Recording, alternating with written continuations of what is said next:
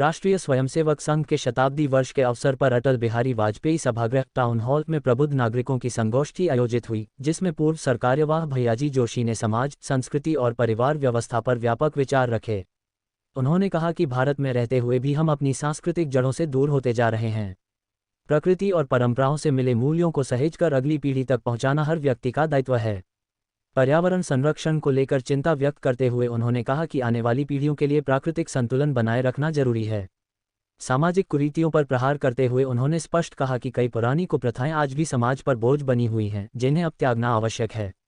भेदभाव और मृत्यु भोज जैसी परंपराओं को अनुचित बताते हुए उन्होंने कहा कि बदलाव की शुरुआत हम नहीं बल्कि मैं से होनी चाहिए।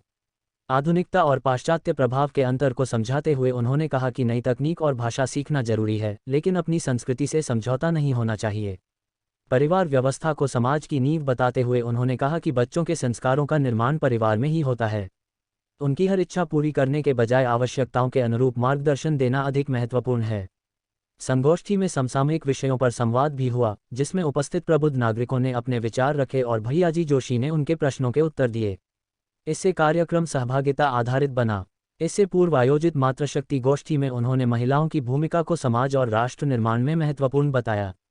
कार्यक्रम में विभाग कार्यवाह सतीश खंडेलवाल, जिला कार्यवाह अनिल जैन सहित विधायक ओम प्रकाश सकलेचा, दिलीप सिंह परिहार, माधव मारू, पूर्व नपाध्यक्ष राकेश पप्पू जैन और शहर के कई प्रबुद्धजन उपस्थित रहे। संचालन डॉक्टर राजेंद्र एरन ने किया। अंत में वंदे मातरम के साथ कार्यक्रम का समापन हुआ। और हमको समझ में भी नहीं आता है कि ये गलत है। परिस्थिति ये है। समय समय पर अपने यहाँ के साधु संतों ने ये समाज सुधारक आज पहली बात नहीं कहा। समाज कार्य को करने वाले कार्यकर्ता तैयार करते गए, उसी में से संगठन का विस्तार होता गया। आज एक बृहद संगठन बना, देश के कोने कोने में है, सभी प्रांतों में है, सभी